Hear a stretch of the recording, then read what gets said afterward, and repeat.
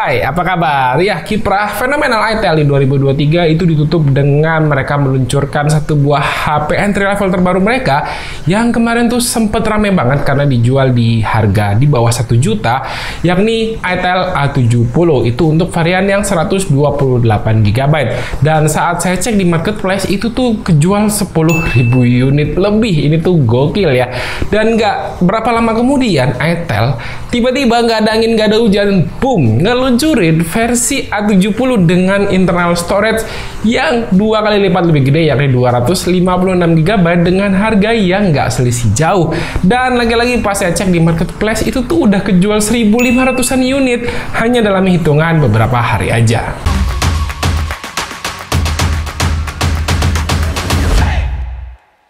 Oke, jadi menurut saya penjualannya bisa tetap rame itu wajar ya, karena dengan selisih hanya sekitar 150.000 aja kita bisa dapetin Itel A70 ini dengan kapasitas internal memori yang 2 kali lipat lebih besar dengan 256GB.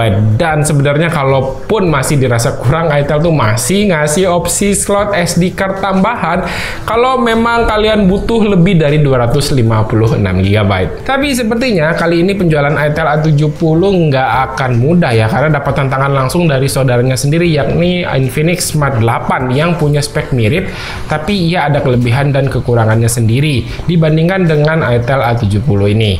Dan juga dia punya harga yang sedikit lebih mahal. Cuman berhubung saya belum pegang si Infinix Smart 8-nya, kita bahas Itel A70 ini aja dulu. Ntar kalau udah ada, kita bakal mungkin bikin video compare-nya. Oke, kita balik lagi ke si Itel A70 yang versi 256GB ini. Kira-kira ini cocoknya buat siapa sih? Saya bakal jabarkan beberapa tipe pengguna atau beberapa orang yang cocok dengan Itel A70 ini.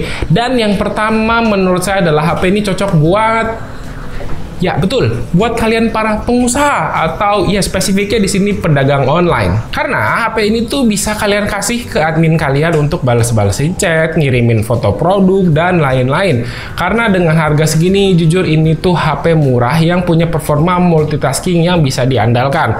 Coba kalian lihat skor Antutu ini, nggak perlu lihat skor akhirnya karena emang kecil. Tapi coba lihat skor dari masing-masing aspeknya, di mana dia tuh sebenarnya kecil di area GPU yang emang sebenarnya agak kurang cocok ya buat dipakai gaming. Tapi coba lihat skor CPU-nya yang masih dibilang cukup kencang untuk harga segini.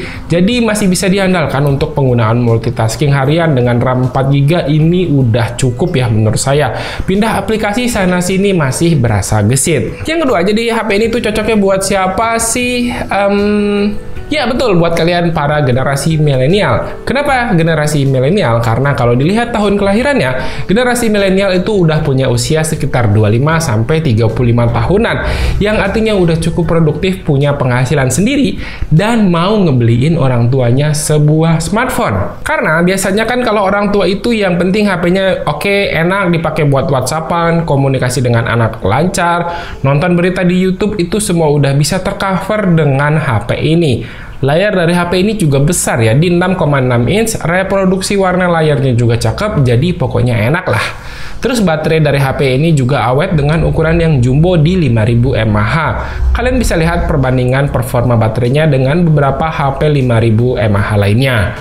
Cuman buat ngecasnya agak lama ya, karena chargernya cuma 10 watt doang, jadi ngecas baterai 5000 mAh-nya butuh waktu sekitar 2,5 jam. Tapi sepertinya ini it's okay lah ya, karena kan biasanya kalau saya perhatikan penggunaan orang tua saya ketika ngecas HP tuh biasanya ditinggal tidur, atau ditinggal masak, atau ditinggal pergi ke pengajian. Jadi sebenarnya 2,5 jam itu nggak masalah lah. Oke, berikutnya tadi kan anak ngebeliin orang tua, dan sekarang ini kebalikannya. Ini cocok buat kalian orang tua yang pengen ngebeliin anaknya HP pertama. Mungkin kalian punya anak usia SD kelas 4, kelas 5, kelas 6, atau mungkin kelas 1 SMP yang akan pertama kali punya HP. Ini tuh bisa jadi pilihan yang cocok. Karena untuk kebutuhan yang udah saya jelaskan sebelumnya, biasanya di usia segini tuh udah suka main game di HP, dan ternyata performa gamingnya lumayan juga untuk HP kelas harga 1 juta.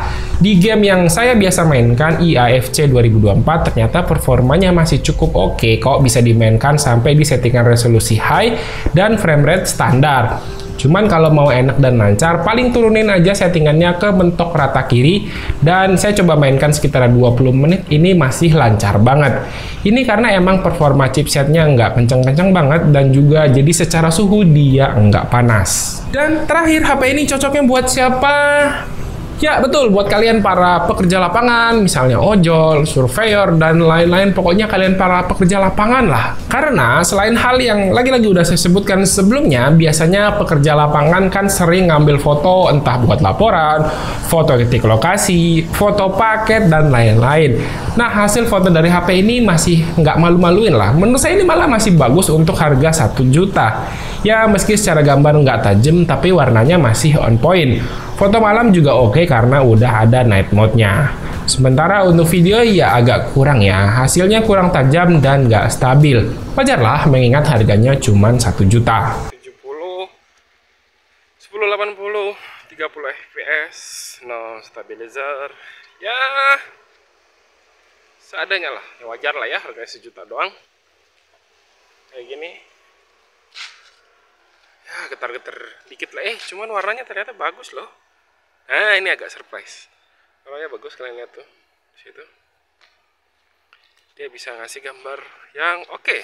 Cuman dia bergetar aja. Sekarang kita coba balik ke kamera depannya. Nah, kalau kamera depan backlight kayak gini. Belakangnya habis. Shot semuanya ya. Karena emang terang banget. Dan ya 1080 30 fps, no stabilizer. Kalau dibalik ya sama aja ya, masih kayak gini juga, padahal matahari lumayan terang dari depan, cuman gambarnya ya cukup seadanya. Oke, seperti ini ya kamera depan dan belakang untuk video dari ITEL A70. Udah, buat orang-orang yang saya sebutin tadi, kalau kalian pengen beli HP hanya dengan harga 1 juta, ini tuh udah cocok banget. Paling satu hal yang bisa dikomplain dari HP ini kenapa pula desainnya kok iPhone banget?